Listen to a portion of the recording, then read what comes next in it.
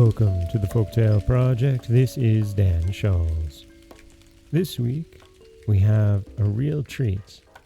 This is one of the most famous stories in all of folklore and fairy taledom. And while I have read a version of it before, this one is new to us here at the Folktale Project. And I'm so excited to bring it to you this week.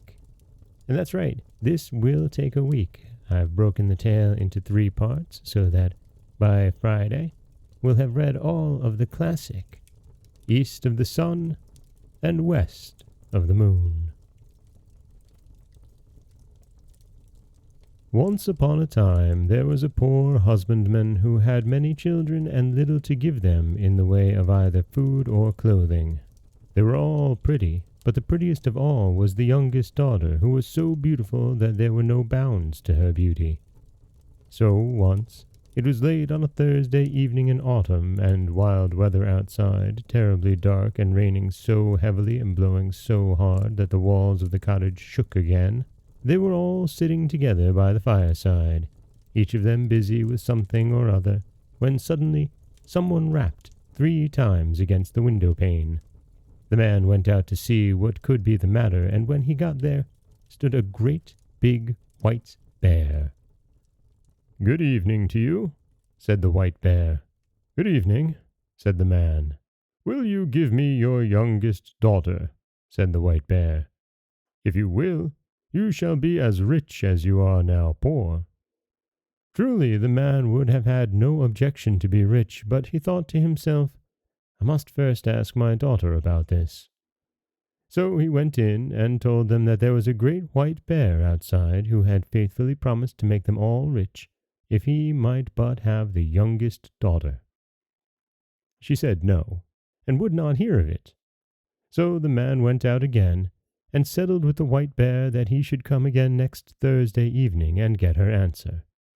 Then the man persuaded her, and talked so much to her about the wealth that they would have, and what a good thing it would be for herself, that at last she made up her mind to go, washed and mended all her rags, made herself as smart as she could, and held herself in readiness to set out. Little enough had she to take away with her. Next Thursday evening the white bear came to fetch her. She seated herself on his back with her bundle, and thus they departed. When they had gone a great part of the way, the white bear said, "Are you afraid?" "No, that I am not," said she. "Keep tight hold of my fur, and then there is no danger," said he. And thus she rode, far, far away, until they came to a great mountain. Then the white bear knocked on it, and a door opened, and they went into a castle where there were many brilliantly lighted rooms which shone with gold and silver. Likewise a large hall in which there was a well-spread table, and it was so magnificent that it would be hard to make anyone understand just how splendid it was. The white bear gave her a silver bell, and told her that when she needed anything she had but to ring this bell, and what she wanted would appear. So, after she had eaten, and night was drawing near, she grew sleepy after her journey, and thought she would like to go to bed. She rang the bell, and scarcely had she touched it before she found herself in a chamber where a bed stood ready made for her, which was as pretty as anyone could wish to sleep in. It had pillows of silk and curtains of silk fringed with gold, and everything that was in the room was of gold or silver. But when she had lain down and put out the light, a man came and lay down beside her. Behold, it was the white bear, who cast off the form of a beast during the night.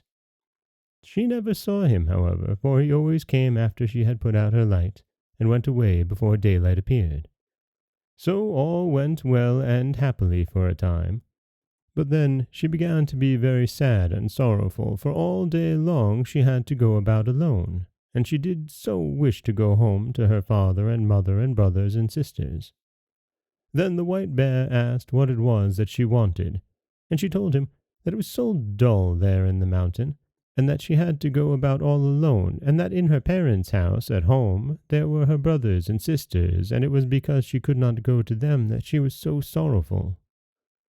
"There might be a cure for that," said the White Bear, "if you would but promise me never to talk with your mother alone, but only when the others are there too. For she will take hold of your hand," he said, "and will want to lead you into a room to talk with you alone, but you must by no means do so, or you will bring great misery on both of us." So, one Sunday, the bear came and said that they could now set out to see her father and mother, and they journeyed thither, she sitting on his back, and they went a long, long way, and it took a long, long time. But at last they came to a large white farmhouse, and her brothers and sisters were running about outside it playing, and it was so pretty that it was a pleasure to look at.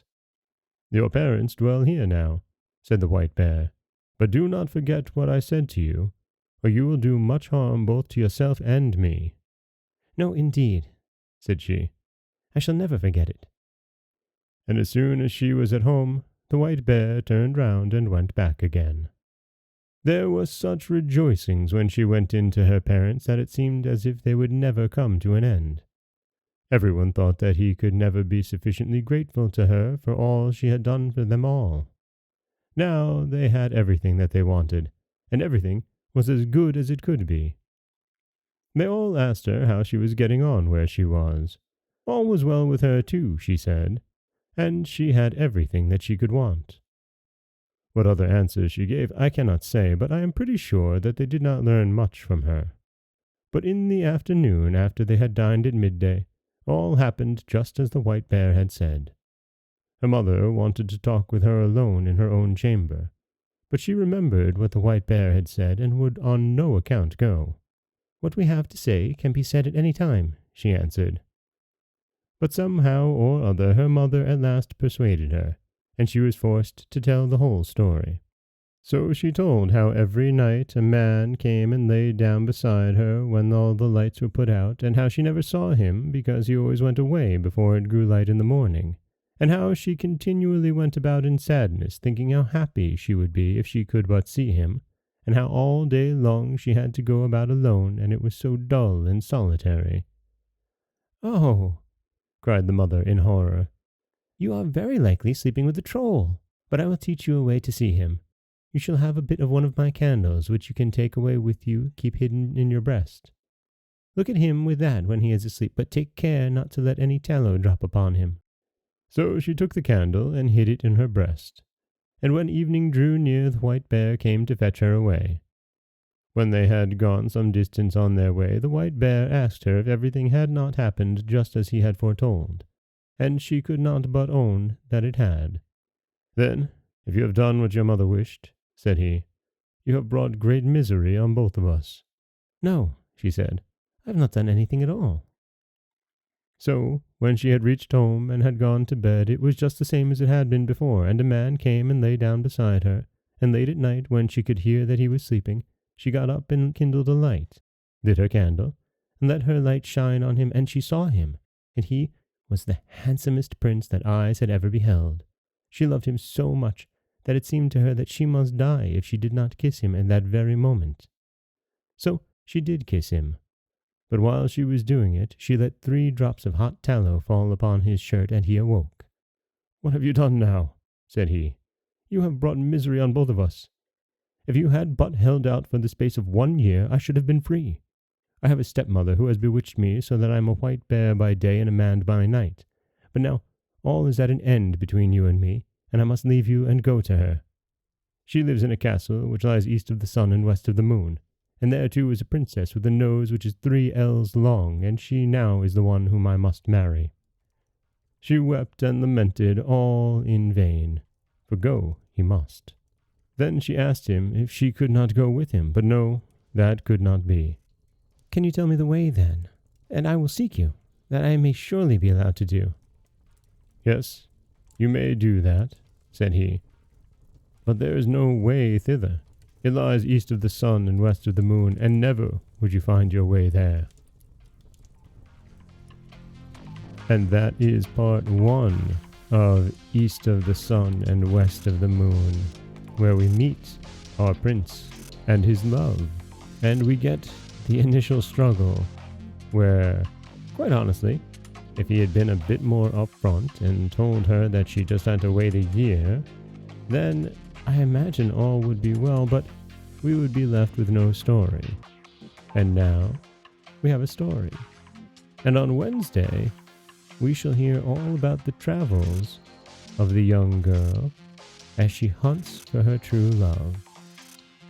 This is Dan Scholz for the Folktale Project. Don't forget that you can subscribe to the podcast on Apple Podcasts, Stitcher, Google Play, Overcast, anywhere you like to get your podcasts. You can follow us on Twitter at Folktale Project. You can find us on Auto Radio, TuneIn Radio, iHeartRadio, Spotify, anywhere you like to listen. And you can always head over to folktaleproject.com, where you'll find a new story waiting for you every Monday, Wednesday, and Friday. As always, thank you so much for listening.